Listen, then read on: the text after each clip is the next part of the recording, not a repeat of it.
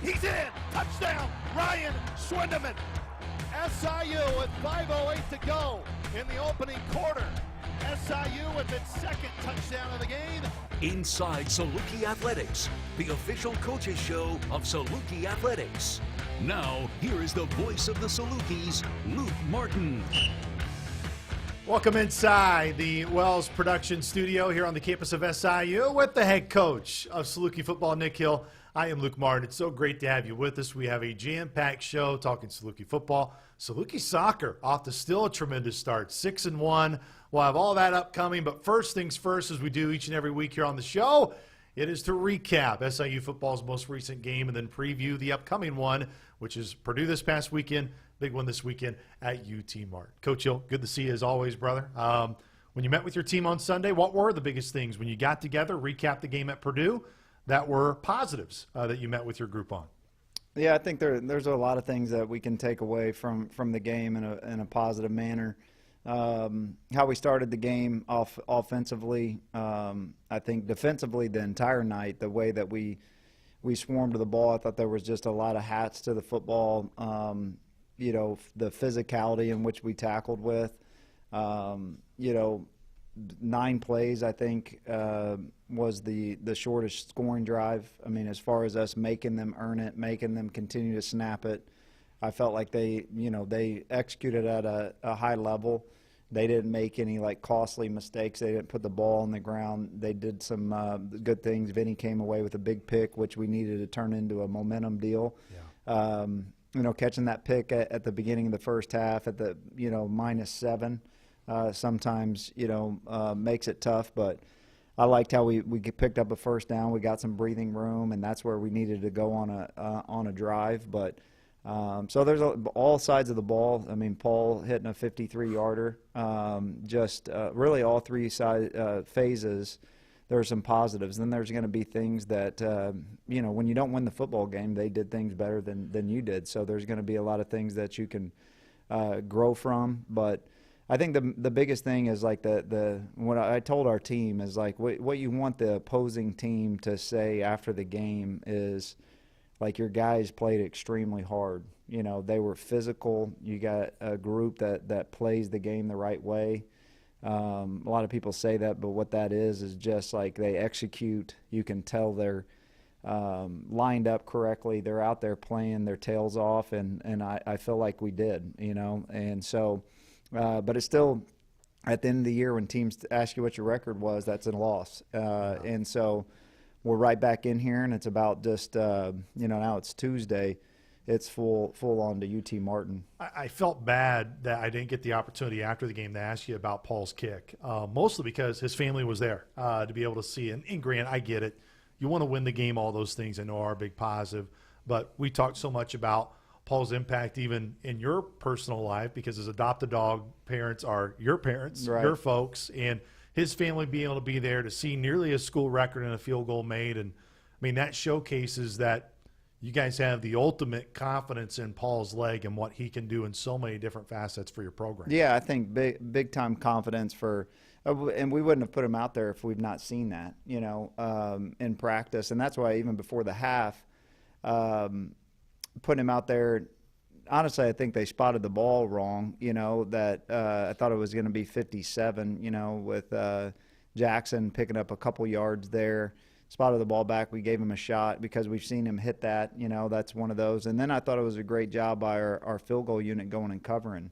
You've seen that. I talked to our team. Those are the great things to learn from as far as we go over so many scenarios in a football game each week. That a lot of times you can lose your focus on because it's man, I've been here for 3 years. We've never done that. And that's one of them, you remember the Auburn, Alabama game, and that's the way that it was. And if you're not covering that kick after a field goal, which you're not used to doing, then you could give up a touchdown right before half and things could have got away from us. So it's just small details about, little situational awareness, I thought. And then I was excited about the way that we finished the game. They're going to try to score the ball there. And for us to call timeouts, it wasn't about I think the win-loss right there was decided.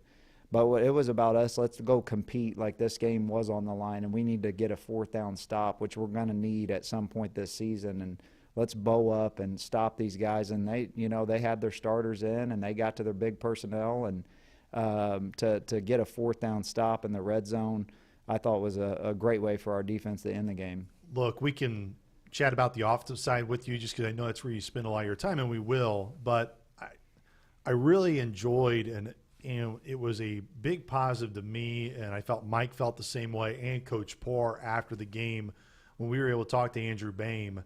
And the way he was with us is exactly what you would want in that situation. It wasn't – he could have cared less about his game high in tackles. All he could think about was the frustration of his mistakes, and he was still a pro and answered all the questions that we had. But what the mentality that you guys are really trying to build with your team throughout the year, each and every season, not just this year, how VD was with us, how Andrew was with us, and I'm sure many of the other guys that we didn't get the opportunity to talk to. For Andrew to have the type of night he did and to still not be that, oh, I'm ecstatic out here. He's like, no, like you could tell. Like he's like, we did not get the job done. And what that means for you as a coach you're not watching those interviews as you're going through because you're going through a plethora of them for you. But when you go back and go, you know what, that's got to be a good sign that you see your guys responding in that way, not just in the locker room, but when they do get the opportunity to talk. Yeah, I think, I haven't seen that interview, but the just trust and knowing what the guys' mentalities are, there wouldn't be. And Andrew's he's a stud on and off the field as far as that mentality. I don't think that there would be – he could have another 20 tackles this weekend and you'll get the same, business-like mentality, leader. I think it's a perfect example why he was voted captain, and he hasn't, really played here. He's played in one game before this year. And so I think his story's incredible. Just a little tidbit. We recruited him out of junior college, and it was during COVID, and that's how we really knew we wanted him when he was leaving Akron, and his dad drove him down here. We couldn't visit him because of the COVID rules, and they toured themselves by themselves. We were kind of on the phone like, hey, you know what I mean? Are you at this stoplight? Turn left, thinking back to that. But then full circle, him back playing for us now, what he went through last year. He's what you want.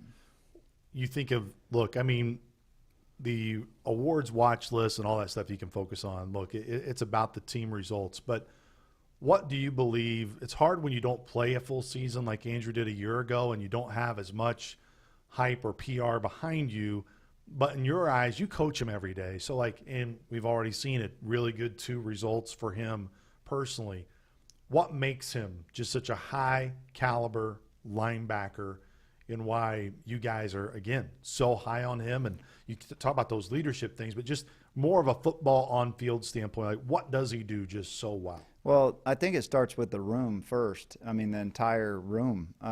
There'll be nights that Colin Bohannock has 9, 10, 11 tackles. Chris Presto, I think, is playing at a super high level, and Shug. And so I think that those 4 guys, the unselfishness of them, the willingness to learn multiple positions, I think I think it starts with that. I think Coach Mack does a great job with those guys. I think, I would bet money that Andrew Boehm is probably in the film room right now by himself while the defensive staff is watching tape right now at practice. I would bet a lot of money that if you walk down there, he's got his book bag. He's probably got his hydration stuff. He's probably already got his routine of going at some point down with Meade to get some mobility work in, and he's going to watch a ton of tape. And then it shows out there on the field. I think this week, whenever they're going to give you some different formations, they've lined up several times, 20, 30 snaps in some unbalanced formations, some tackle over.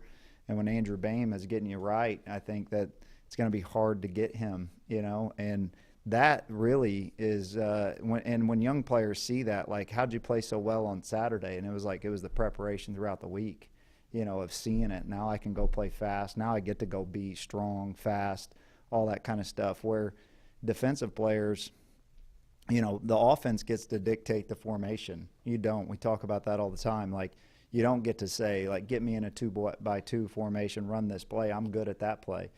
The offense gets to choose that. You don't. Every given play, you have to recognize what they're doing, and then you've got to get lined up. And if you're not good pre-snap, it's hard to play fast. It's hard to play free and all the things, as you say, go play aggressive. It's hard to play aggressive and fast and physical if you don't know where you're supposed to line up. And so those guys do a great job, and Coach Braun, Coach Mack, the defensive staff, of like getting them ready to go for the game so they can go out and execute.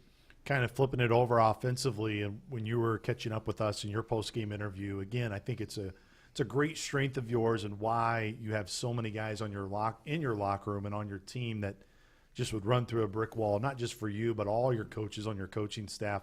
Was you said, hey, it's not just what maybe the guys on the field didn't perform at the level that they needed to late. There are mistakes that I made in this game, and I will show our team, like, hey, here's where I could have been better to put your guys, to put yourselves in a better position.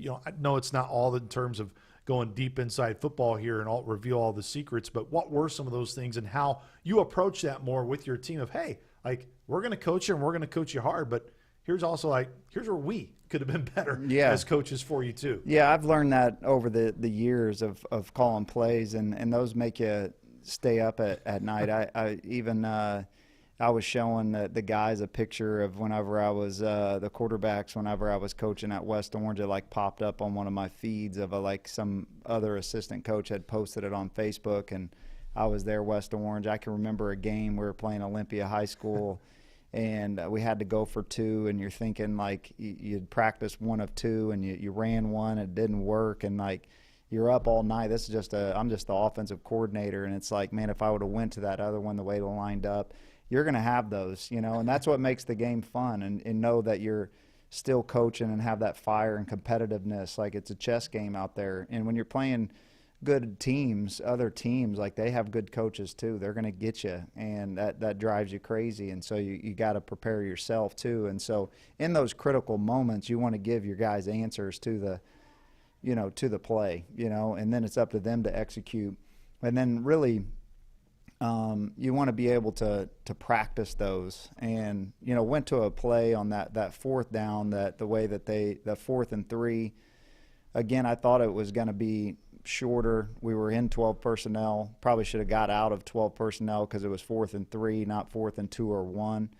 And, they gave us a tackle for the loss. We were 3rd and 2. And even going back, I don't know why it ended up being 4th and 3. And we were in 12 personnel. We stayed into the shot clock kind of, but right there, I could have been better. We gave them a screen, quick game, or QB draw. They did a good job with a line stunt that we hadn't seen. We had the right numbers, but they played it well. But not giving DJ, like, hey, this look in practice, 4th down, this is what I'm thinking if we do this on 4th down. And so when we don't execute, that's on us as coaches. DJ birthday boy today, by the way. So big birthday for DJ Williams. I think turned 23 today. 23 years young, Coach Hill. You remember when it was like when it was 23? Man. That's what I mean. These guys, it is. Nice. It is, no doubt. And what are some of the things for him that, man, the Purdue tape's going to be really good for him? Yeah. And I mean, it's good for everybody, not just DJ, but specifically for him. Where do you see, hey, these are going to be some very helpful, just revisiting the film and especially improving as you go throughout the year? Yeah, I think it's just keeping it game by game. I think that he's been playing fast and efficient, even on some of the incompletions. The ball's going where it needs to go. There's still going to be some times where he goes and makes some plays. Those haven't really been to like scrambling for a 1st down when we went on one of the plays on 3rd down. I think that's his only scramble for a 1st down of the season. Didn't really present itself in the first game. So he's just playing within the offense, I think, and then letting the game come to him. Demeanor's been good. And so I think that as we continue to evolve, I mean, that's where I said this in our press conference. I mean, when you look at early in FCS football, it's hard to start looking, or like you talked about, like players on these watch lists and stuff like that. The story of the season will tell itself, right? We'll eventually get to start playing in our league, and everybody's playing the same teams, and you know where you matched up. I mean, UT Martin, a perfect example. They got to play 2 FBSs on the road. They probably got back super late. They're at UTEP, and then coming back, they started at Oklahoma State. So they've always got a good team. You can't say they're 0-2, and here's their stats. They didn't run the ball. They've been behind in both games. Yeah. Like, you just can't look into that kind of stuff, you know, and we know that. And the same thing goes for our team. You know, the first game, you know, the starters played the first half and one series there, DJ, and then we were getting a lot of guys reps, and then at obviously going to a Big Ten school. And I think, you know, the games we won, I think Purdue, even the last 2 years, BYU, Purdue, well-disciplined, really, you know, going to be a good football team, different than the ones that we probably have played and won the Big Ten. You know, those guys ended up struggling that year. Yeah. And so your game plan is going to be a little bit different. How do we go win this game? You know, not how do we – and so you're going to have to maybe do a few different things. I think that's the key of each game is like, okay, what's the best game plan for us to go win and score points? And so as we continue to evolve through the season and play different teams, you know, the look of the offense will also change. Let's talk about UT Martin. Coach Simpson has been there a long time. We were just chatting about before we came on the air. You both have been a part of the last 3 matchups, I guess the 2 teams that played, or the 2 matchups in 2019 and then 2006. You, of course, head coach in 19. You were a player in 06. Coach Simpson, head coach in both those games. 2006 was his very first year at UT Martin. We're going to catch up with him tomorrow, our Saluki radio crew. Look forward to that conversation with him. But just when you think of UT Martin, it's a program that, man, they've been really good recently in the OVC. I think it's now 4 straight OVC championships they've been able to win. Coach Simpson's done an outstanding job with that program, and they are always, each and every year, knocking on that door to get into the postseason. Yeah, there's no doubt. He's done a fabulous job.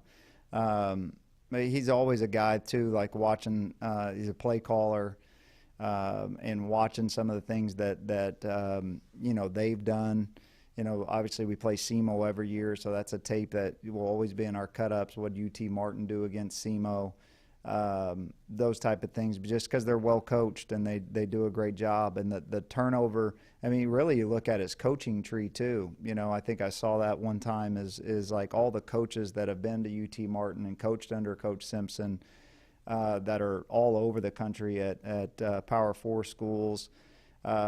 There's something to it. I mean, as I continue to stay here, you know, you look at that and I respect guys like that. You know, I think he's a family man. Obviously, his son starts at Alabama now at quarterback, and, you know, he's just found a home there and family and not bouncing around and taking the next job, letting his kid go to the same high school. And Martin would be similar to Carbondale, slower pace of life, and there's a lot of respect for that. I even sent him a message. I forget when it was, maybe during COVID. Saw him and Ty, and I think he has another son, duck hunting down there. And, you know, just like I appreciate that. I also saw a video a long time ago. I think it was during the playoffs maybe. I think Ty must have been in high school, and they must have been making a run. And it was like halftime of Missouri State, and they're videoing him talking to his wife during halftime of his own game, you know, wondering, you know, what's the score at Ty's game? Because you put yourself in that would be tough. You know, I'm sure it's tough on Saturdays if they're playing at the same time. As a dad, you're wanting to be there, you know, while your son's starting for Alabama. And but so from afar, I have a lot of respect for him and what he's done there. What do you like about his team? What do you like about his team? And as you really described it, I'm glad you did. I mean, for anyone, coaches, you never look at the record part of stat sheets anyways. But, you know, 2 FBS games on the road. You guys knew what that was like last year, at least starting with your first 2 on the road. That's not an easy thing to do. What has stood out about their 2 FBS games in your eyes, and what you like about his football team? Yeah, well, they competed really well against Oklahoma State. You know, that was 20-7 in the fourth quarter. Their defense played well. Offensively, they moved the ball. Good quarterback, kid that we're familiar with, that have a lot of respect for. recruited here pretty heavily when he was coming out of high school. Had offered him and then followed his career from Central Michigan to Sam Houston State. He's always been a player. He's a tough runner, so you're going to see some things similar to what we do with DJ at times. So and he's a great offensive play caller, so he's going to create some different things to make you defend, the length of the field and do different things, different personnel. So we've got our work cut out for us. It's going to take a great week of preparation to be ready to go.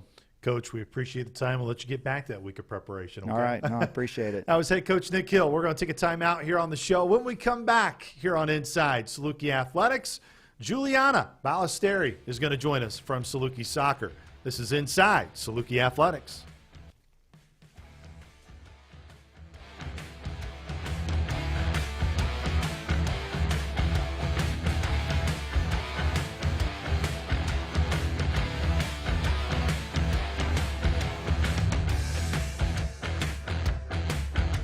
Hi, I'm Kelly Franklin. I'm a senior and I'm an outside hitter for the SAU volleyball team.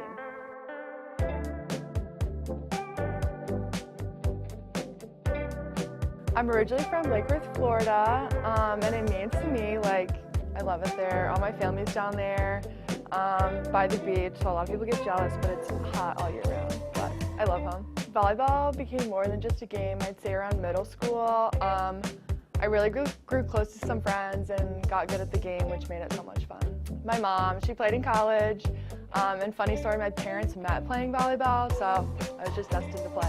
Some challenges I faced was, I believe it was my sophomore year of high school, COVID happened, so recruiting kind of went haywire, but other than that, it's been a smooth journey and I've loved every second. I wouldn't say there was ever a point that I thought about giving up. I've always had fun playing volleyball, so in those tough times I've really just leaned on my teammates and my family and just kept going. One lesson the game has taught me is definitely that you're stronger together.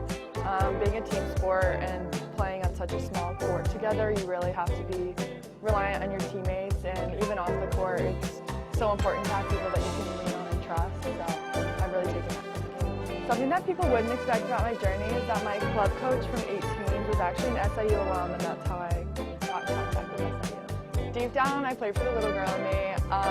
When I first started, I didn't think I was going to play in college just because it was so far away, and I didn't think that there were that many opportunities, but after growing up and playing for so long, I saw that the opportunity presented itself and I took it, and I'm just so happy that it did. Wearing the SIU jersey means a lot, not only just proving to myself that I could make it, but also proving to all the people that come to our camps or just see us at games that they can also do it. Whenever I step on the court, my why is my family. I love them more than anything, and I'm just always happy to make them proud. When the lights go off and the crowd goes home, I spend a lot of time baking. I'm very adventurous, so I love to try new things. So if there's ever a new place, I'm always out there trying new things. If I wasn't playing volleyball, I'd probably find a club team somewhere and play volleyball. If I wasn't playing volleyball, I'd probably just be going to school as a regular student, focusing on my studies, living life.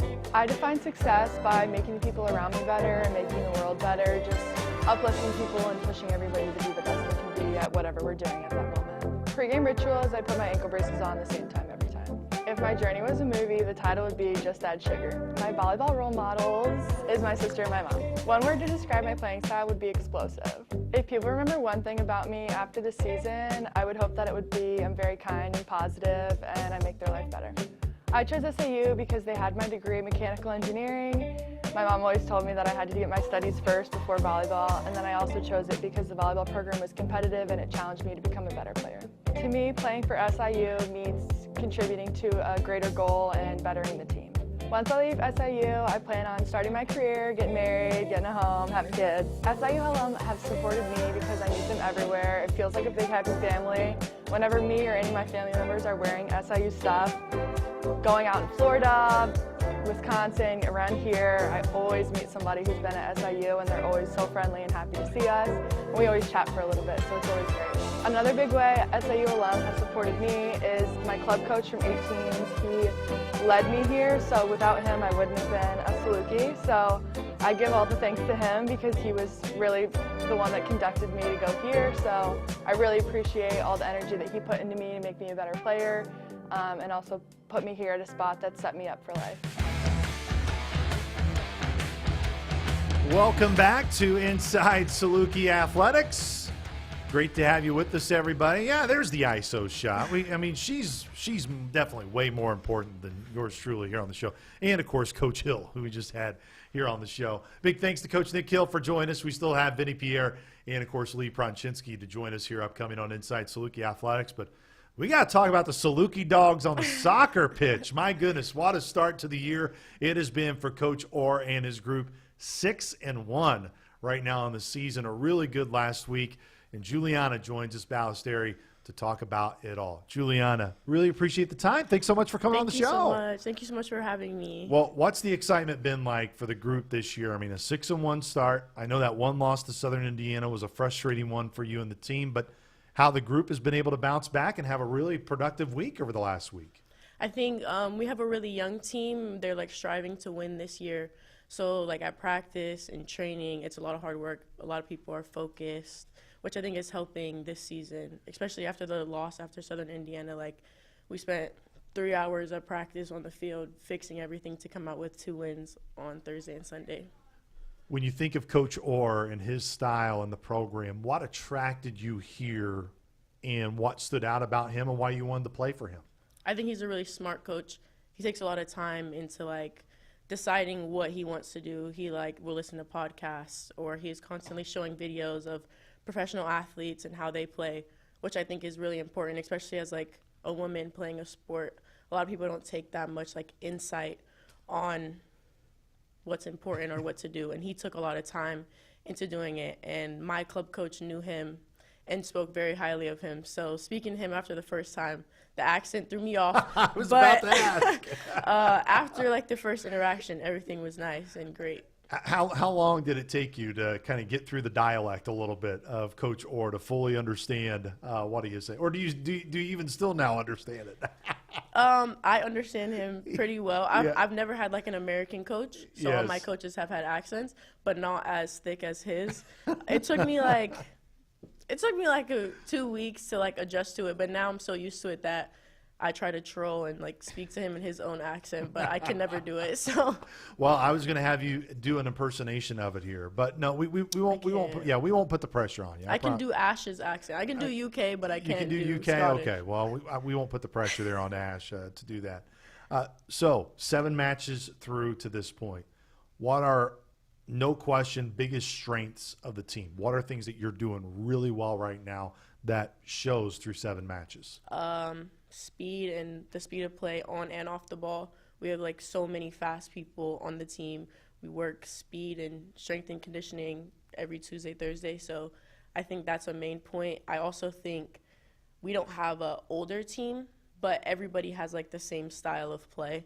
So possession, moving the ball quickly, having people run over to receive the ball in better areas on the field has been working pretty well. As great of a start it is, right? 6-1, it's tremendous. What are areas that you also meet with and go, we need to clean this up? This could be the difference between, hey, 6-1, tremendous start, to having an even better year. I would say set pieces. We turn off on set pieces sometimes, or one person is out of position, but that one person can make or break whether or not they score a goal. We've only conceded 1 goal in open play, so I think once we clean up our set pieces or the movements when the ball is dead, we could go undefeated in conference. Yeah, I know that's always the goal, right? There's every match that you step out onto the pitch, ultimately the goal is to win it, just like for all the teams, and whether it's a court, football field, wherever. That's always the goal here as a Saluki. But for you to get here, when you San Diego, believe is where you're from. Yes. Tell me how Southern Illinois comes on your radar. And you mentioned your club coach and the connection to Coach Orr, but when you first came here to visit, was this yeah, absolutely, I could see myself here? I actually didn't take an official visit here. It was a really quick transition for me to commit here. I talked to him one time in person at at a game. It's a recruiting event that we do, and he was there. He watched my game. I talked to him, and then me and Coach Orr didn't speak for maybe a month or so, and then I'd reached out to my coach, and I was I enjoyed speaking to him. Is there any way we can continue to speak to him? And then I got a text like a week later, and it was like, here's the offer. You have so many days to accept the offer. And I immediately accepted it. I liked his energy. I'm really close with Carly. She's an assistant coach on the team. Her energy, like we had a Zoom call. She's really outgoing, really respectable, really nice. So like speaking to her made me feel comfortable enough to commit here without a visit. So you're the reason we've had this San Diego weather, it feels like, the last couple of weeks. It's been nice. It is really nice, but it's supposed to be really hot this week. It's supposed to get right back up there. Just perfect time for you to come back home for some home matches out there on the turf. Believe you have 4 other sisters within your family as well. I mean, yeah. Big family, so one of 5. What was that like growing up and having a lot of sisters around you? Well, my older brother, he's older than me, and then my 2 younger sisters didn't come till I was like 10 and I want to say like 15. So it was just me and my brother for a really long time. Wow. And then my other sisters, through my dad's side, I got really close to her like my junior year of high school, and now she's like my best friend. But the 2 babies, they're 8 and I want to say 5, so just started kindergarten in 3rd grade. Crazy. But they're like my best friends, and like being away from home from them is like really hard, but seeing them like strive, like my sister's, and she does gymnastics and she's like really good at it, so I always get phone calls about her journey. Look, and this year I think it's a great example of when you talk about where you're coming from, obviously San Diego being far away. Look, not every match can be easily accessible, right, to get to and watch. And what it means this year that all of your home matches are on ESPN Plus, which I know is a big deal for not just those who can come and watch, but I'm sure that's a big deal for your family who probably can't make all of your matches to be able to still watch you play. Well, my mom, she's a nurse, so it's really hard for her to make it out, and she works in like the surgical field. So if she has surgeries booked, like there's no shot that she's getting on a plane and making it to St. Louis to drive 2 hours to Carbondale. But yeah, they watch every night on ESPN. My family always checks up on me, and my mom's the first person to tell me you made a bad pass, there you or go. All right, Mom. make sure you're figuring this out. So appreciate my family, and a big thank you to my stepdad. He got me into soccer, and now I'm here. So how long have you been in soccer? When was your first experience with the sport? I started playing soccer when I was 11, and then I played like rec soccer for a year, and then my parents were like, oh, she might be too good, and then I decided to play club, and then I went from club to like the highest level that you can play in like 3 years, I want to say. So it was like a quick turnaround, but like hearing other people's stories from when they played like from 4 to now 20 or to 21 is like so crazy. Where do you believe you have developed the most in terms of your soccer ability, where now you're like, man, this is a great strength of mine that's really been developed over the years? Well, I started out as a winger, which is a forward. And then in the spring of last year, Coach Ash turned me into an outside back. So now I play defense instead of offense, which I think was a great switch for me. But right now I'm playing center back. I think like one of my biggest strengths is communication, like on and off of the ball. Like I like to tell people like where to be or like what's going on, so that there's always like a leader like on every part of the field. But on the ball, I would just say like taking people on 1v1 or like running into the box and stuff like that. When you think of teammates, they're so important to be there with you through the really good days, but also when you need them, when things maybe aren't going well for you. Who are some of the teammates you really lean on, Juliana, that are really special to you? I'm sure in a way they all are, and you have great chemistry throughout the team, but who are a few that you're like, yep, those are my go-tos when I need something? Well, really, all of my roommates are Olivia Anderson, Avery Burleson, and a new transfer, Donna Nada. They're like my best friends. Penny lives across the street, and she's also, Penny Warner is like one of my best friends, been close with her since the spring. But they just make it easier to be here, away from family. Like, there's never not a smile in the room. We're always joking with each other. So finding that group of people has like made being in Carbondale a lot easier. It's kind of hard when Penny is the daughter of Larry Warner to not bring some good energy. Great. I love Larry. He's amazing. What do you think of his signs that he makes? I'm sure you've probably seen them for the games. So we just have Media Day. Penny really wanted to represent Larry, so she wears 21, which was his number. And for Media Day, she brought like a newspaper that was like him when he played at SIU. So we use the quote Larry in '08. So like when we're playing well, we'll be like, oh, that's Larry in '08. That's perfect. So he made a sign for all of us, basically like saying Larry in '08, like we're all going to play well. So it's all. I appreciate it. He took a lot of pride in it. He was very proud of that sign. I remember showing up and he's like, "Hey, look at this sign." Yeah. You know, he took very, very great pride in that, as he should with his daughter Penny on the team. Okay, Chicago State coming up here in a couple days. You have UT Martin shortly thereafter. The next two matches are at home after you spent a lot of time here on the road. Yeah. But we talked about with Coach Hill with football, when you get to spend his team a month on the road, you spent multiple weeks on the road.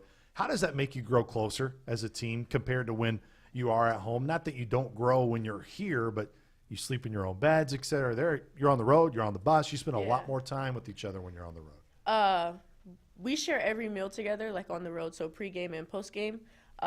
We'll do film, we'll do scout as a team, we'll do like team walks. So it just gives you an opportunity to learn the personalities of all the new people, because we don't have a lot of returners, which I think makes the team chemistry a lot stronger. And I think the coaches do a good job at it as well. Like on bus rides, when they're really long, we'll play karaoke, or like we'll stop at gas stations to get snacks and things like that, which I think makes the stress and anxiety of a long trip of playing away a lot easier. I could ask you who's the worst karaoke singer on the team, but in part of that could also turn, they could be the most entertaining, even though they're bad. So who's the most entertaining karaoke Saluki soccer player? It's not going to be a shock or surprise, but Penny and Donna, they will sing their heart out on that mic, but for some reason it always sounds good, so it's not bad. Yeah. I would put myself low on the bar. Like, Whoa. I can't sing, but I can rap. But yeah, singing is not my forte at all. So, assuming that you have to rap, I assume you probably pick a rap song if you have to do karaoke. So, like, what's a go-to for you? Like, hey, if this is the song I'm going to go with. I'm very indecisive, so I leave that on the team. Okay. I'm like, you guys can pick a song for me. I'll sing it. Okay, Juliana, very, very, very undecisive. Gonna help lean on her teammates. Yeah. Juliana, really appreciate the time. Awesome to catch up with you, and it's been a great start for the team. But as we say, all right, it's only the start. There's many more matches to go. I know league play will be right around the corner, and look forward to many more conversations this year. Keep the streak going. Thank you. Once again, Juliana joining us as Saluki Soccer. Again, you can catch them later on this week at home. Their next two matches are going to be here in Carbondale, so be sure to come out and support them. We're going to take a timeout. When we come back, Vinny Pierre from Saluki Football will take time to stop on by and say hello. This is Inside Saluki Athletics.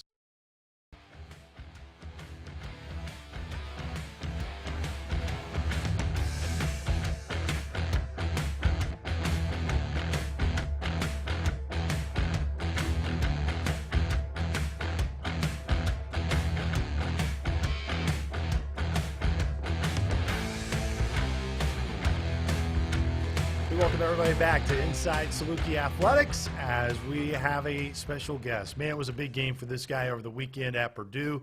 He's just continuing to have that trajectory, continue to go up as a Saluki football player. It's none other than Vinny Pierre, who takes time to join us here. Vinny, appreciate the time, man.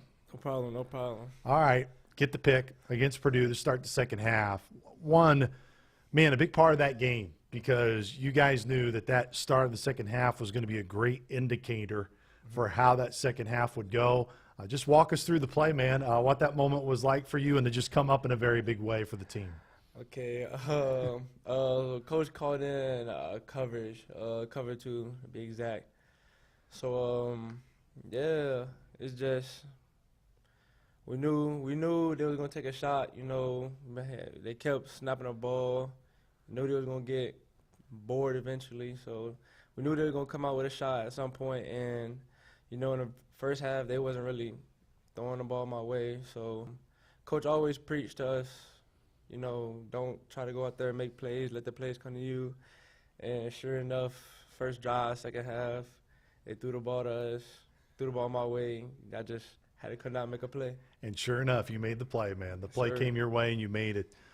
The experience. And there are obviously really good teams that you guys are going to see the rest of the year in the Missouri Valley Football Conference. But Not very many of them. You get a chance to play in front of a crowd of nearly 60,000. You were at BYU last year for that environment as well. But to really play this year at Purdue, what was it like when you just had that opportunity to really take it in, to play such a significant role for the team in what was just a spectacular environment? It was great, man. It was great. You know, we knew it was going to be a loud crowd. You know, it was going to be a lot of noise.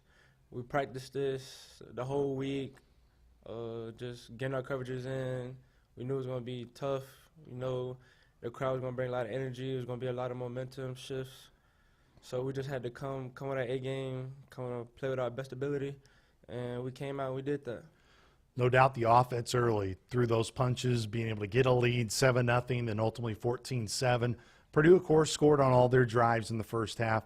What was the sense really at halftime, Vinny, when you guys got out there as a unit? And even through the course of the first half, what were you guys communicating to each other? And one, give credit to Purdue. They made some really good plays against you guys as well. Yeah, that's a great team.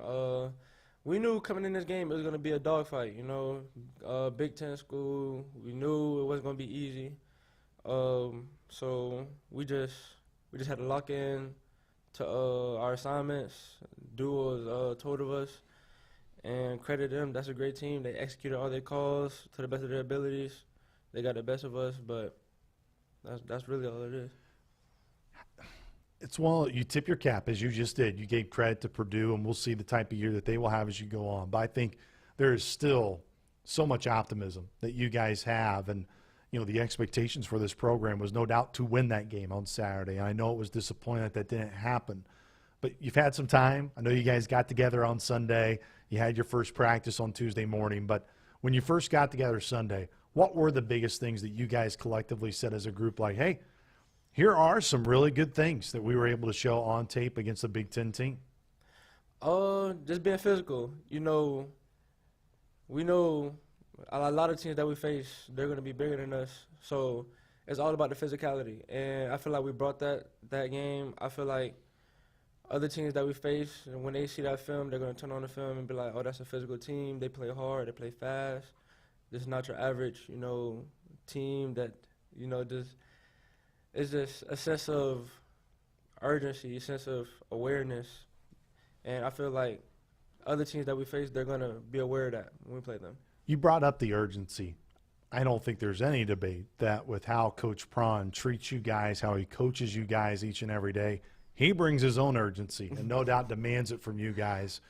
What is the biggest thing that he demands every day that brings out the best in you, Vinny? Just communication, locking into your assignments. That's really the biggest thing. Communicating, if you communicate the whole defense, you're going to be in the right spot. No matter if you're all wrong, you're all right, you're all 11 going to be locked in on an assignment as one. No doubt you've been someone that has showcased your skill throughout the years, and really happy for you to have the year that you're having to this point. But you think within that safeties room, too, there's a lot of you guys that have played well. CJ specifically, no doubt, has stood out. Woody, as he likes to call himself, throughout as well. Jagger, I know, was going to be a big addition. Even there's multiple guys even behind you. But for the guys who have been able to play a lot, as a safeties room, what has been the biggest thing that you guys have done well here through 2 weeks? I would say making plays. You know, like Coach said before, it's going to be a lot of coming downhill, being aggressive, tackling. And I feel like we've shown that these past 2 games that we're willing to come down and hit. Like, we're not afraid no matter who we're playing. Bigger than us, faster, stronger. I feel like we've showcased on film that we're willing to come down and make plays. What's great, man, is when we're able to be at practice and we get to see you guys, and not even just at practice, whether walking the hallways, whether it's walking in and out of the locker room, you get to interact with your families, you get to find out what are some true inspirations and people who really inspire you to do what you guys do. And you see each other on FaceTime with family members, et cetera. You do that a lot frequently. For our fans that maybe don't know Vinny Pierre, tell them who are some of your biggest inspirations, people that you go to that you love to FaceTime with, you love to see their smile, that helps feed you here in Southern Illinois, even though they can't physically be here all the time? Just my parents, man. I'm been a long way from home. I'm from Florida, so that's quite a long way. But just seeing them, talking to them on the phone, just them encouraging me to keep doing my best, keep doing what I'm doing, it's amazing. And my little brother, by the way, CJ, yeah, just seeing his smile, seeing him on the phone every time, it just pushes me to go even harder. I think he gets the most FaceTime. I think CJ gets a lot of time with good old Vinny, with brother Vinny. Brother Vinny loves talking to CJ. Yeah, I do, man. I do. It's a great time when I'm with him. It's great, man. It's great having a younger brother. I actually have two younger brothers. One just graduated high school, going to college now, and obviously my younger brother, baby CJ. But it's great having those two younger brothers to look up to you and for you to lead them, like show them the right way, like go. When you're an older brother, there's a lot of leadership traits that get pushed onto you just because you are the older brother. Mm-hmm. So what about being an older brother has made you a better teammate and made you a better leader within this football program? Just knowing how to, I'll say, lead the younger guys, like showing them the way. So like, as when they grow up, like when they get older, like someday they're gonna have to be in this role at some point. So just giving them the tools now, so like when they grow up to be in this position, they'll know exactly what to do. Let's flip it back to football for you, Vinny, and this team. Of course, this week going on the road again, UT Martin. When you guys are on the road, you get to spend a lot of time in the hotels and around each other and teammates. How does a group like all of you really talk highly of one another and enjoy being around one another? How much do you really find out that you guys really do enjoy being around one another when you get on the road and you get on these bus rides? Yeah, it's our long bus rides, so we all just chop it up with one another on the bus rides, just watching games, watching stuff together, watching podcasts together. And then when we get in a hotel, it's like we're all it's like a big bond between the whole team. Like I can go sit the D lineman, have a great conversation with them, then flip sides, go with the receivers or go with the running backs, have a great conversation with them. It's just a big bond between all of us to where like we could be with anybody, even the younger guys. We could be with anybody and just have a great time together. You have a lot of confidence in yourself, but we all, I think, if you do it right, and what I mean by that is when you are really good in your field, when you're a really good player, or even vice versa for me in my field, you're always your hardest critic, right? In terms of when you watch yourself, there are things that you notice because it's your everyday craft that people on the outside don't necessarily notice. What's one of those things right now, Vinny, that you're really harping on yourself when you watch you of going, I got to get better at this if ultimately you want to reach the level you want to reach, but that will also in turn elevate the defense and play at an even higher level? I would say, there's always stuff that you could work on. I say my biggest nitpick of myself is being scared to mess up. Like, I'm always not scared, but like, I'm always hard on myself. Like, I think too much instead of just playing, just feeling the game. So I would say I got to stop worrying about I want to say being in the right spot, but like I just got to lock in more on my assignments, just do my job, because I got to trust everybody else, the other 10 players on the field, to do their job. I know they trust me to do my job as well. So I just got to lock in on my assignments more. That's really all it. Just keep locking in, man. I'm going to use that on the broadcast. But, hey, that's Vinny. Vinny's locked in right now. We're going to get to it. But, Vinny, really happy for you, especially the type of year that you guys have had to this point. But it's early. There's a lot of football left. no doubt a big one this weekend against UT Martin. We're looking forward to it, brother. Thanks so much for coming on. Yes, sir. Thank you for having me. Once again, that was Vinny Pierre. We're going to take a timeout. When we come back, we're going to close out the show with his position coach, Lee Bronczynski. This is Inside Saluki Athletics. Rolling along. Yeah, he's that quick. Join us here on Inside Saluki Athletics. Lee Bronczynski, Saluki defensive coordinator, also coach of those safeties. And Vinny Pierre, we appreciate Vinny stopping on by, sharing some time with us here on Tuesday afternoon.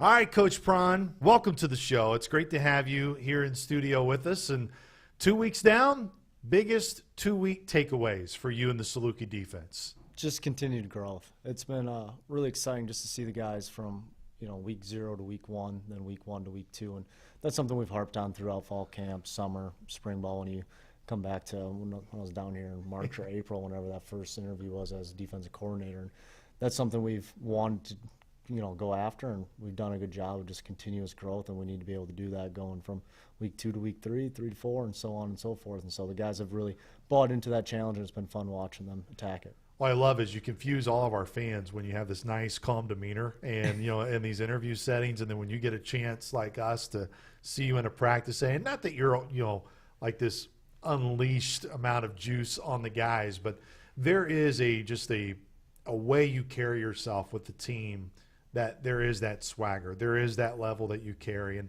I know you have really looked forward to the opportunity to be calling plays again defensively. What have been the biggest things that you have taken away of just your play calling style through 2 weeks, the biggest pros and areas where you're like, hey, I know I need to be better in this area for our defense too? Yeah, it's been fun to get back in that chair. It's one of those opportunities when you get the first time, you grow to love it a lot, and you're like, this is really fun. And I think it was good to take a step back from being the coordinator, kind of get to sharpen back in, your traits as a position coach again. And then to go back into it, it's been fun. And I think one of the biggest adjustments is calling it from the box. First 2 years as a coordinator, I called it from the field, and there's always kind of the, as a defensive guy, you want to be able to feel the vibe you can literally see coming in and off the field in the huddle. But I think with the iPads now and a little less true like whiteboard adjustments that have to be made, where it was like, hey, this is where this hit, or we were short in the B gap, A gap, wherever it was, or we didn't pass this concept off properly. Now with the iPads, I think it allows for you to maybe take a step back a little bit. And so I have liked the relaxed feel at times in the box, but as you know, sitting one box away from me at times, it's not always all the way relaxed. But the game goes a little slower for you up there, and so it allows for you to be like, okay, hey, I've called this on first down, I've called this on second and medium, we've gotten to this on third and long, third and XL, so on and so forth. So it just kind of slows down the pace, and I think it's allowed for me to be a little bit more selective in play calling without feeling like you're rushed, and so you can get through the whole menu a little bit better. We just heard from Vinny on the show. Man, really proud of him and the growth he has made here. And even just within the course of you see him early in fall camp to what he's doing each and every day now on a game day for you, where have you seen his growth the most? And even just the growth within the last month for him? Yeah, I think just his maturity on the field, off the field. He would laugh, I'd say, if he was sitting here right here too. Like, Vinny was one of my first projects when I got here. We had to handle some stuff that making sure we were staying on our P's and Q's, and now he's an older guy, he's a leader in the room, on the defense. You look at that linebacker room, there's so much veteran leadership and guys who played a lot of snaps for us in that room, and those guys trust Vinny with their life. They all talk about, hey, Vinny's in the fit or whatever. They're not worried if he's going to show up, be where he's supposed to be, so on and so forth. So I think it's been that maturity you see on and off the field, and that just goes back to like Coach Hill preaches. We preach it as defense staff, as position coaches. For us to trust you on the field, we got to be able to trust you off the field too. And so I think all that's been kind of just a nice continuous growth process for Vinny over the last, I've 18 months with him now. CJ Parson, another. CJ has, I think everyone within the program has always seen his potential and the talent and the skill that he always had. And last year there were times where he was being shifted around, sometimes at corner, then back at safety, had to play out of position. But he even told me back in fall camp, man, I just didn't really have that confidence in myself that I needed. It has completely flipped this year for him. Loves to go by Woody at times throughout the year as well. What have you seen from CJ too, where we kind of chat about this before the Purdue game in our coordinator's corner interview? But man, he's a guy that really seems like he is starting to play at that level that all of you have expected. Yeah, I think the headspace that Woody is in is unreal. And I think it's a tip of the ball cap to him. You know, the trials and tribulations he's went through to get to this point. We all have ups and downs, peaks and valleys, but I think sometimes, and he'd be the first to tell you, he used to wear them a little bit, and now he's just found a really good mindset that where no matter if things are going really good or really bad, it's the next play. And so it's been fun to see him turn into a little bit more of like the mental aspect of the game in the back end. Like, he's the calm, cool, and collected one at times, where in the moments he'd be the first to admit a couple of years ago he'd have been the one that might have been the first to have a little bit of a crash out. And now he's the first guy you look to and he's just like, all right, we're good, like next rep and stuff like that. And I think, you know, his football IQ, the way he goes about it throughout the week, him watching tape, he's always upstairs going through the game plan, going through the tape, watching cut-ups and stuff. And so I think a lot of that, you know, confidence also comes from his ability to prepare. How much does the attitude, the mentality of what you guys want defensively, not that necessarily starts with any specific position, but how the linebackers just really carry that mentality throughout the defense? And of course, Andrew had a phenomenal game over the weekend at Purdue, but there are, as Coach Hill described in our first segment of the show today, there are many others that you can point to as well. There's just a lot of guys within that room that, with the cliche way, set that standard that you guys want. Yeah, I think you could just rewind it back to winter workouts. We get back into the office after a hard winter workout, and we're all talking about the effort, the attitude, the leadership that was on display in that room. And that's a lot of credit to all the individuals in that room, Coach Mack, and just all of them encompassing. But those guys really just set the tone in the way they work. And then so when we do get out on the field, off the meeting room, off the whiteboard, it translates. And it's one of the cool things in athletics that you get to see it and believe it, because it's like, hey, if you put the work in the classroom, the meeting room, weight room, on the field with me, like making plays on Saturday, it'll take care of itself. And so I think that's really cool for those guys to go out there and be a full, you know, body encompassing work and put it on display on Saturdays. And it's a veteran room that has been there, that they've done it. And I think it's really good for us as a group, as a unit, to be able to, in hard moments, be able to lean on those guys a little bit, because they've all played a lot of reps. You know, in these games, and when I reference these games, of course, referencing Purdue over the weekend, you're really going to get some good teach tape in areas of at the line of scrimmage. When you went back, you reassessed what guys like Jake, Donnie, Amir, Byrne, so many. I mean, there's a lot of guys who are able to play and get really good reps, Noah as well. What can they take away from the tape against Purdue that you think are really good teaching points? Yeah, I think those guys did a really good job up front. I think there was moments in the game that probably bailed me out as a play caller and put us probably in some tough situations on some of those short down calls. But those guys play with high effort all day. I mean, to face 53 rushing attempts from a Big Ten offense, and Doak Walker, watch list guy, tote the rock 32 times or whatever it was for just about 3 yards a carry. That's a testament to that front seven, and then the safeties and corners whenever they were involved in the run fit. And we made them earn it. And I'm sure there wasn't a lot of guys sitting in the offensive staff room on Thursday up there saying they had to give the ball to Maccabee 32 times to go seal a win. So, and just the way we finished that game, too. Everyone in the building knew they were going to run the ball, and we saw a whole new formation, new run frame on that 4th and 1. And, you know, Nate Tronzo, a young guy, goes and makes a really good play and knocks it down. And that was a good sign of pride. Like, it would have been pretty easy just to sit back, allow for a first down to happen, watch the ball get kneeled out. But those guys play with a lot of pride and effort there to go get the ball back and give it to the offense and keep points off the board. You guys pride yourselves so much on, look, no doubt wins feel a heck of a lot better than losses do, but regardless of that result, that can't feed into what your work ethic is going to be the next day. What have you seen early here in the week of preparation for UT Martin that you like how your guys have responded on Sunday when you guys got together, Monday, of course, being your off day academically, and then you had a Tuesday morning practice? Yeah, I think today was great. We're really challenged. We just got done watching the tape as a defensive staff, plenty of looks we have to clean up, but we talk about all the time as a unit, as a position group, like Tuesdays when you walk off the field, you shouldn't feel good about life. Like, that is our toughest day practicing. We're throwing a lot of hard looks at us defensively. We're scripting for not success, for a lack of better terms. We want worst-case scenario calls versus worst scenario calls from UT Martin. And Coach Simpson over there does a phenomenal job offensively. They do a great job with shift trade motion, funky formations, trickery, and he's a really good offensive mind, and so he's difficult to prepare for. So the looks we were giving our guys today were all over the place, and they did a really good job of answering. We still have stuff to clean up off of that, but I thought the communication, the effort, all the things that we harp on that are non-negotiables in the program, especially on defense, they were all there today. You guys knew last year, being on staff and being part of the team, look, starting off the road for your first 2 games of the year is never easy. UT Martin's not just had to do that, but both of them were FBS games.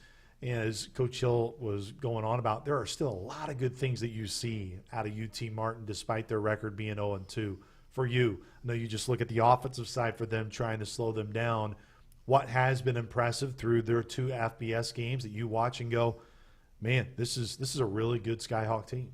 Yeah, I mean, it starts with Coach Simpson, the head ball coach. He does a phenomenal job with that program, and for, I think, 20-plus years at the helm and multiple conference championships, playoff appearances. And I think if you ask anyone around the area and FCS football in general, he's going to be one of the first names people mention when they talk about offensive-minded head coaches that do a really good job, and statistically it's shown.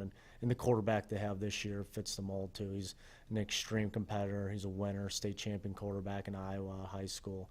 Really athletic, does a great job throwing the ball into tight windows. He can extend plays, QB run design, similar to some DJ type stuff where he can design some runs in 3rd and short, 4th and short when they need some. And he's extremely dynamic. They got 2 running backs that do a great job of running hard, north and south. One of them came with the quarterback from Sam Houston, so there's a level of comfortable with him. Yep. And then wide receiver room, there's a bunch of big bodies that do a really good job, savvy route runners, and can box you out and high point some balls. And up front, really, really big group that do a great job moving people off the line of scrimmage, climbing to the 2nd level. And then they play about 3 or 4 tight ends that all have a good skill set. And one of them 6'6", 240, 250, and can stretch the field vertically. And so very dynamic personnel to have. As we close out with you, Coach Prun, I know everyone wants to think, like every week has a different message. It's not necessarily always a different message, but what you're just preaching with your group as you go throughout this week is some big points of emphasis just really from a Saluki defensive angle as you go into week 3. Yeah, for us it's communicate at a high level, do your job pre-snap, post-snap, and let's line up and play a brand of football that when people turn on the tape, that's what we want them to talk about us. We've got another opportunity, and that's what we preached last week. That's what we preached week 1. There's just so many. There's only 12 opportunities you get to go out there and play, guaranteed. And to have the messaging be different or high-strung or low-strung, whatever term you want to use, like it's too few in between to not just go out there and enjoy the opportunity. Communication, takeaways, stopping the run, momentum-changing situations on money down or sudden change.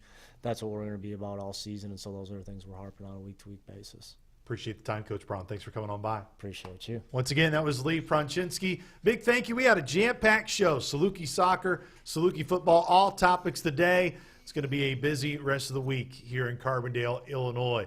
We hope you join us for our football radio broadcast this Saturday at UT Martin, 6 o'clock kick, 5 o'clock for Saluki Radio pregame coverage. For all of us here from the Wells Production Studio, we say so long, Saluki Nation, and as always, go Dogs. Go Dogs.